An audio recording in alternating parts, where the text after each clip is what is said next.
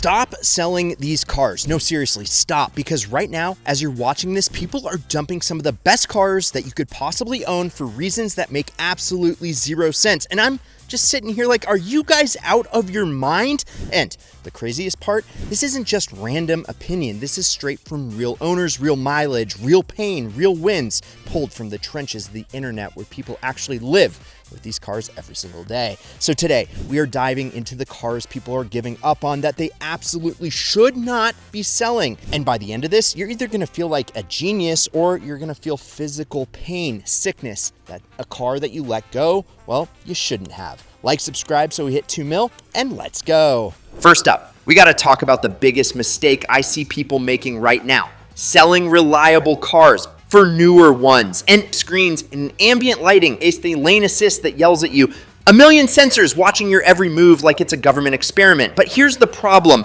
all that stuff breaks, and when it breaks, it's not $100, it's not even $1,000, it's thousands. I go plural, take what? For one stupid module that controls your heated seat or your blind spot monitor. Meanwhile, there are cars out there built in that sweet spot era around 2014, following 2015, where they had just enough tech, but not too much tech. And those cars, those are the ones quietly going 300,000 miles while you're sitting at the dealership arguing about warranty coverage. And people are selling them. Why? Because the screen isn't as big? Because Apple CarPlay isn't wireless? Who cares? You're trading reliability for vibes, and that is one of the dumbest trades in automotive history. Now let's talk about the kings of this whole conversation. The cars people keep mentioning over and over and over again: Toyota, Lexus, Honda, Acura. I know, but boring.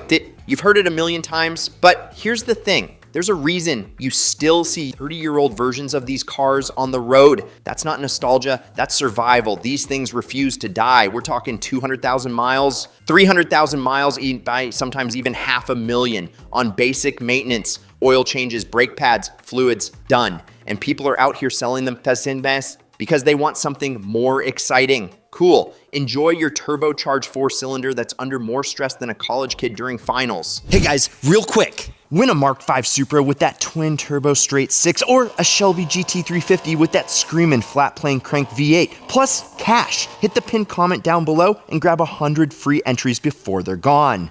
Good skill. Because guess what? Turbo fails, engine stressed, cooling system overwhelmed. That's not a maybe, that's a when. And I'm not saying all turbo cars are bad, but if your goal is long-term ownership, if your goal is I don't want this thing to bankrupt me in 7 years, then stop ditching naturally aspirated proven engines. You're giving up the most durable setups ever made for something that looks better on paper and performs worse where it actually matters: longevity. Now here's where it gets spicy, because there's one car that keeps popping up in these conversations, and it might surprise you: the Mazda Miata.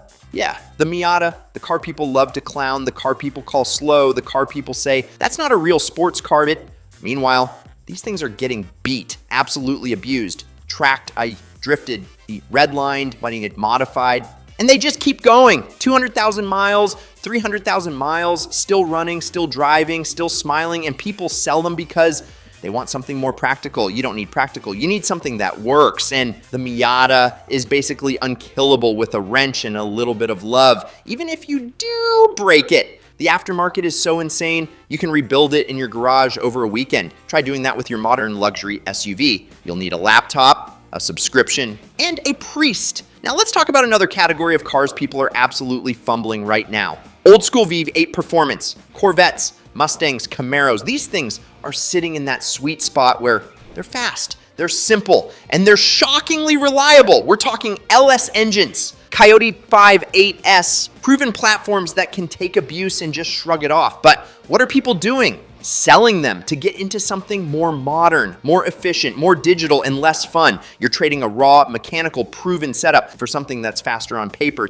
but more fragile in real life. And here's the truth nobody wants to say out loud: a lot of modern performance cars are disposable. They're built to lease, built to flip, built to move on from. But those older V8 cars, they're built to stay. And if you sell one, there's a very real chance you're never getting it back for that price again. Now let's address the elephant in the room: EVs, because this is where the internet completely loses its mind. You've got one group saying batteries die in 7 years, it's over, don't touch it, and another group saying these things last forever, zero problems, gas cars are dead. Reality is somewhere in the middle. Battery degradation is real, but it's not catastrophic like people think. We're talking gradual loss. A few percent over years, not instant death, and most of these batteries are designed to last hundreds of thousands of miles. But here's the problem. Uncertainty. We just don't have decades of data like we do with Toyota or Honda. So when people sell their EV early, it's not always because it's bad, it's because they're unsure. And honestly, that's fair. But what's not fair is selling a perfectly good EV because your friend's cousin's barber said the battery goes kaput. That's not data, that's noise. And if you're making financial decisions based on that, you're gonna lose. Now here's one of my favorite takes from this whole discussion, and it hits hard.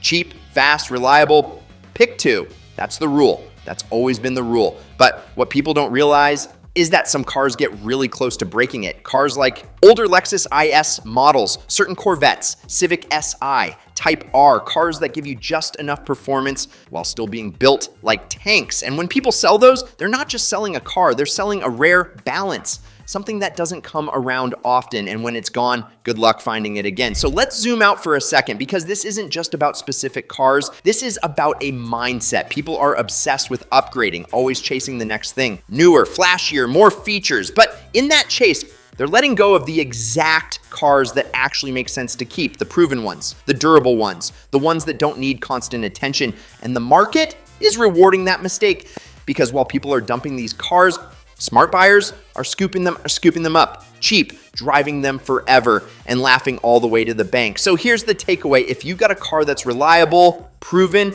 well-maintained, and still doing everything you need it to do, why are you selling it? Seriously, ask yourself that. Is it because it's actually failing, or is it because you're bored? Because boredom is expensive, and in this market, it could cost you tens of thousands of dollars for absolutely no reason. So yeah, stop selling these cars, because someone out there is praying that you do, myself included, and they're about to get the deal of a lifetime because you wanted a bigger screen, and well, that's insane. And also remember to go to winthisIdealcar.com to get entered to win your dream car, like this Mark V Supra, plus bonus cash. And we're also giving away $100,000 in cold, hard cash. I've linked to it in the pinned first comment. I'm Brad Danger. This is Ideal. Like, subscribe, turn on that notification bell. Check out some of these Ideal vids over here, and promise me one thing: keep living the ideal lifestyle.